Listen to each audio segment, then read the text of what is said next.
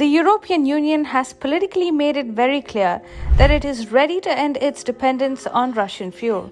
It has slapped sanctions after sanctions on Russia, even at the cost of its own economy. And here's the catch.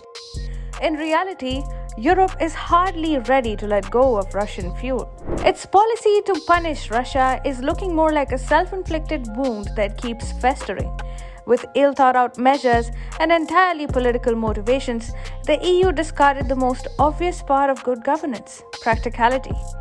Europe now finds itself trapped in its own rhetoric and its own utopic promises, all of which are now backfiring with the winter officially here. The latest manifestation of the EU's short-sightedness is this: a desperate European Union rushing to fill its tanks with the same Russian oil that it despises so much.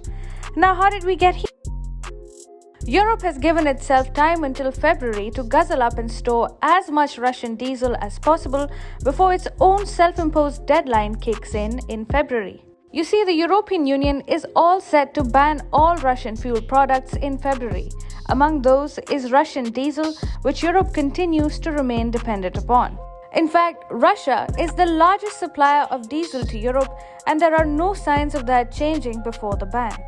This is because the EU hardly has reliable alternatives to phase out Russian diesel. Now, all eyes are on European traders rushing to fill their tanks to the brim to support the continent's economy. Diesel continues to fuel the European economy. It powers not just Europe's industries but also its large diesel car market.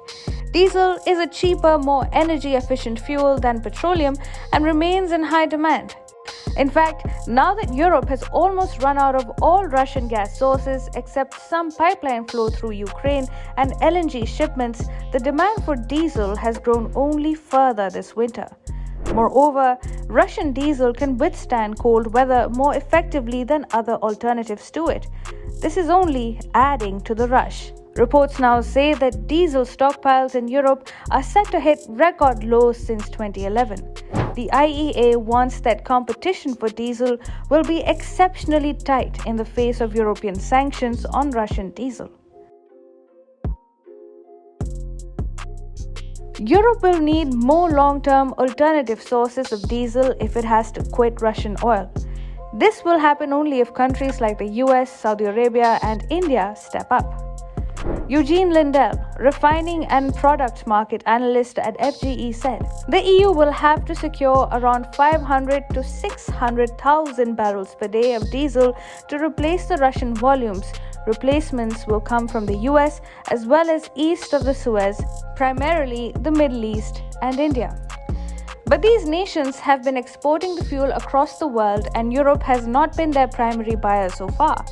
Now that the EU has raised demand and seeks to be prioritized over other nations, there will be a disruptive effect in the global market, which will not go down well with nations in Asia, Africa, and South America. Essentially, Europe's sanctions on Russian oil will hurt poor and developing nations, while it scrapes through by paying a higher price that it may still be able to afford. Now, we can't say the same about poorer nations. In fact, European sanctions on Russian oil seem to have affected everyone but Russia. Moscow's earnings have only increased given the raised demand and higher prices. So what do you think about Europe's diesel crisis?